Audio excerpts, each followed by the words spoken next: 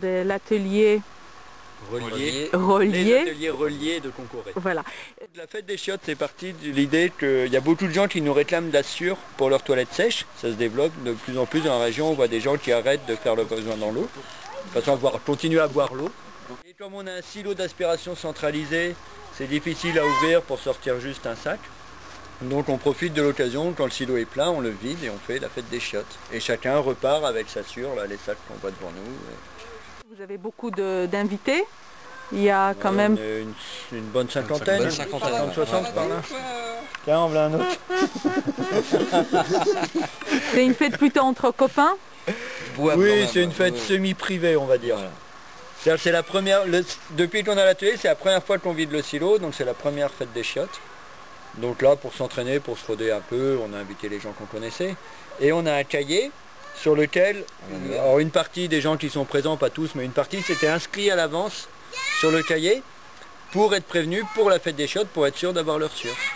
Okay. Et donc les gens qui veulent de la sûre, qui voient ce reportage, ils peuvent venir s'inscrire sur notre cahier, ils seront prévenus pour la prochaine fête des chiottes. C'est une fête à périodicité aléatoire, c'est quand le silo est plein.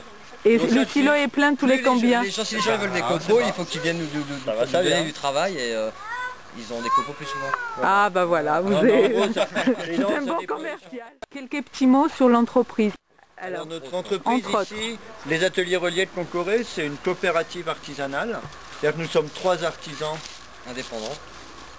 indépendants, et on s'est réunis en coopérative pour acheter cet atelier commun. Et donc ça s'est passé en quelle année? C'était en juillet, on a signé en juillet 2008. Et alors on a un luthier. C'est moi. Voilà, donc vos ateliers sont installés aussi à Concoré? Oui, bah pour l'instant mon atelier sera là bientôt, mais on n'a pas fini les travaux. D'accord. Ça va venir. Alors aussi un Sylvain, menuisier ébéniste. Voilà. Et qui fabrique également... Qui peut fabriquer des toilettes sèches, voilà. Voilà, donc on reviendra. Voilà, c'est plutôt Sylvain spécialisé. Et Yann, qu'est-ce que vous faites? Et donc moi je suis menuisier général, donc je fais surtout du bâtiment. Voilà, en bois local. Voilà, menuiserie générale en bois de pays, donc escalier, porte-fenêtre, aménagement de combles, etc. Alors, quelques mots sur les toilettes sèches. Comment ça se passe? On vient vous voir et on peut vous proposer de réaliser les toilettes et puis vous débarquez avec votre bois et vous réalisez ça sur place? Non, je réalise ça à l'atelier, ça peut dépendre du projet aussi, du lieu où seront implantées les toilettes. Mais après là, quoi, ça dépend du projet, c'est une discussion avec les clients comme tout projet. Hein. Et ça vient d'où ce bois? Ça dépend des goûts du client. Ouais. Ça sera local, ouais, de toute manière. Moi c'est pareil, comme je travaille avec du bois local, du bois de pays. Donc voilà quoi. Et il faut combien de temps pour réaliser ces fameuses toilettes sèches? Combien de temps? Ça dépend. Ça dépend si la famille est nombreuse ou pas. S'il y a plusieurs sièges. Ouais, c'est ça, s'il y a plusieurs sièges, si c'est... voilà. Et vous les fabriquez depuis longtemps? Vous avez déjà installé plusieurs... J'en ai installé 2-3, ouais. D'accord, donc ça y est, la main est faite. Oui. Et alors, c'est de la menuiserie après, voilà quoi. Quel numéro de téléphone? Il faut venir ici à Concoré ou Vaubossard? Alors, mon numéro c'est 06 63 76 52 84. Alors, utilisé que pour les projets des toilettes sèches.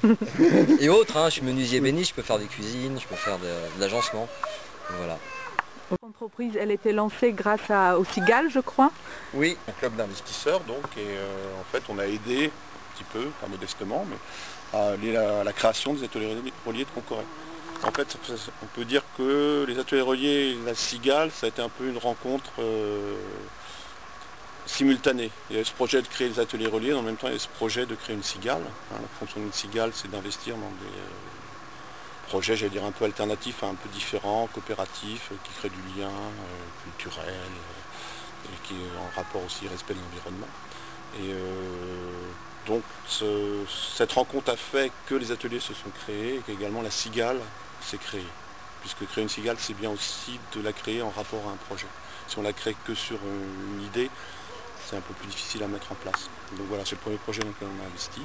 Et donc nous, on continue en tant que cigale à investir dans d'autres projets. Donc on investit dans les champignons biologiques sur Petit Vie. Là, on travaille sur des projets d'épicerie communale. Qui va être où?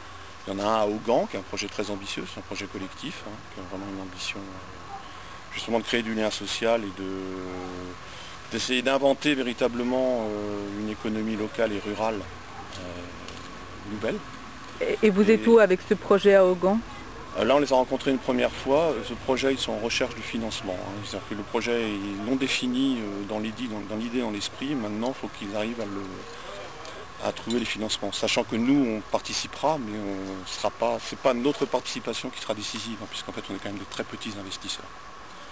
Mais par contre, on fait partie d'un réseau, donc on essaie effectivement d'aider en nous mettant en contact avec d'autres organismes de financement, dont la NEF, Nouvelle Économie Fraternelle, qui d'ailleurs viendra à Concoret faire une soirée de présentation en fait. C'est déjà prévu? C'est déjà prévu pour le 18 novembre. 18 novembre, c'est ça. À 20h au foyer rural. Voilà. À 20h au foyer rural. Et donc c'est ouvert à tout le monde? C'est ouvert à tout le monde, toutes les personnes qui sont, on va dire, qu'on a un peu marre du système classique bancaire, de rencontrer une autre façon de fonctionner, enfin une autre organisation bancaire. La NEF, c'est juste une société financière pour le moment, qui a un projet de passer en banque éthique européenne. Donc c'est encore une fois quelque chose de nouveau et d'intéressant. La NEF en fait travaille en lien avec le crédit coopératif. C'est une société financière, c'est-à-dire que c'est pas une banque, ils sont trop petits pour avoir le droit en France d'être autonomes. Par contre en Italie, il y a Banca Etica qui est comparable à la NEF, qui là est une banque. Et donc en Espagne, il y a Fiare qui est également une société financière. Et donc ils vont utiliser en fait le fait que Banca Etica soit une banque indépendante, parce que les lois italiennes ne sont pas tout à fait les mêmes que les lois françaises, pour créer une coopérative bancaire européenne et transfrontalière. Et donc la NEF n'aura plus besoin de travailler avec le crédit coopératif et sortira du site. Voilà, et ça se fait en douceur, en bonne entente avec le Crédit Coop qui fait aussi du bon boulot, mais la NEF va plus loin dans son investissement et dans sa transparence de fonctionnement, etc. Donc là, on va revenir sur votre entreprise. Alors, il y a Sylvie, qui est la marraine de l'entreprise. Est-ce que tu peux nous expliquer? Moi, je fais partie des cigales, et quand une cigale aide une entreprise, il désigne un parrain ou une marraine. Donc, pour le premier projet, moi, j'ai accepté très volontiers d'être marraine des ateliers reliés. Et donc, le côté marraine, en fait, c'est un suivi de l'entreprise au niveau de la gestion, puis au niveau de l'activité de l'entreprise.